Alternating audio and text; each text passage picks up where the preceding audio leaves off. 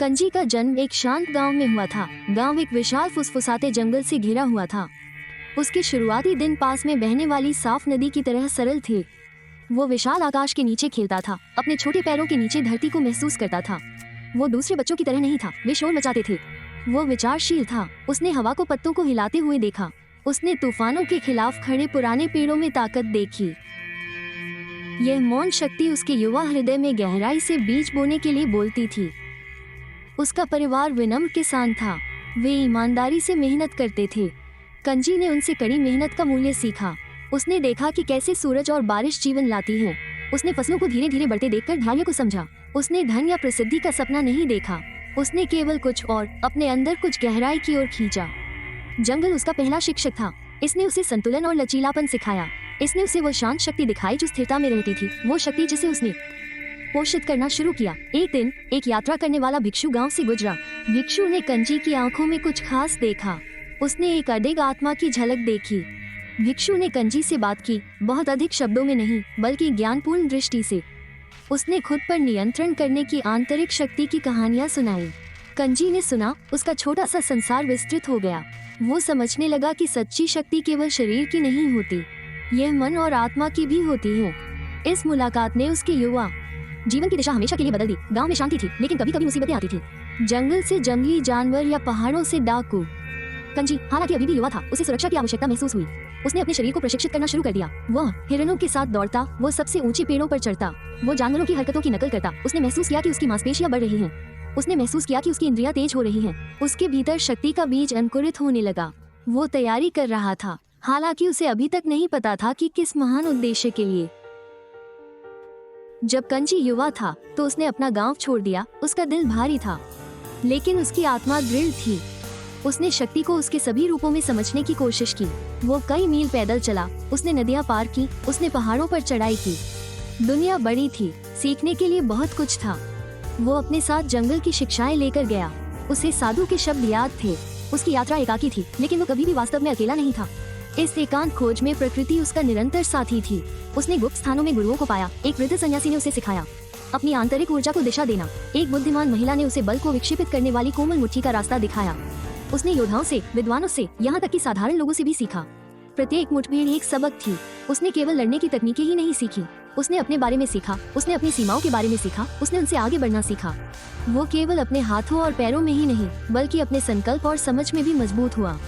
चुनौतियां अक्सर आती थी। उसने अभिमानी सेनानियों का सामना किया जो अपनी शक्ति का घमंड करते थे।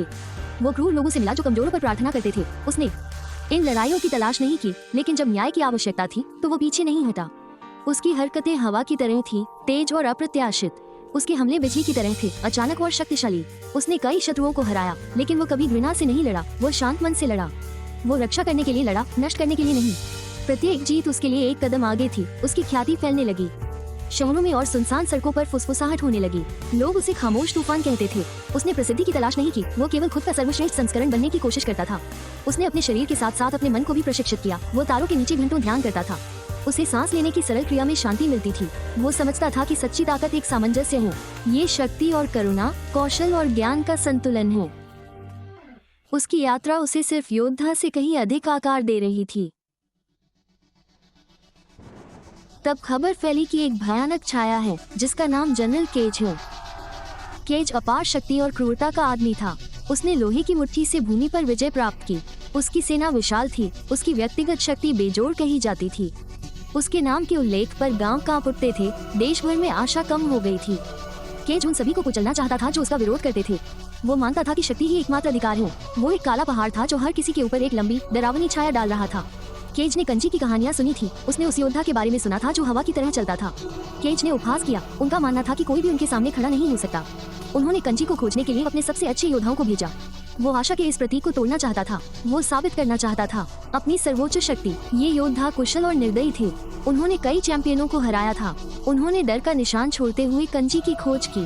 धरती ने अपनी सांस रोकी, अपरिहार्य संघर्ष की प्रतीक्षा में। कंजी नया केज उसके लिए आएगा। वो छिपा नहीं, उसने अपना प्रशिक्षण जारी रखा। उसने अपने मन और शरीर को तैयार किया। उसने लोगों के डर का भार महसूस किया। वो जानता था कि ये उसकी सबसे बड़ी परीक्षा होगी। उसके भीतर बस गया। वो डरा हुआ नहीं था, वो तैयार था। वो तूफान से पहले की शांति थी जिसे केज ने जगाया था। दिन आया, केज के चैंपियन ने कंजी को एक शांत झील के किनारे ध्यान करते हुए पाया। वे कई थे, कंजी एक था। उन्होंने क्रोध से हमला किया। उनके हथियार चमके, उनकी चीखें हवा में भर गई। कंजी आगे बढ़ा, वो हवा में पत्ता था, फिर भी तूफान में चट्टान।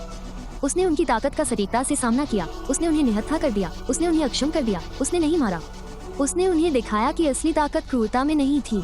चैंपियन हार गए, उनका अहंकार चकनाचूर हो गया। केज को खुद कंजी का सामना करना होगा।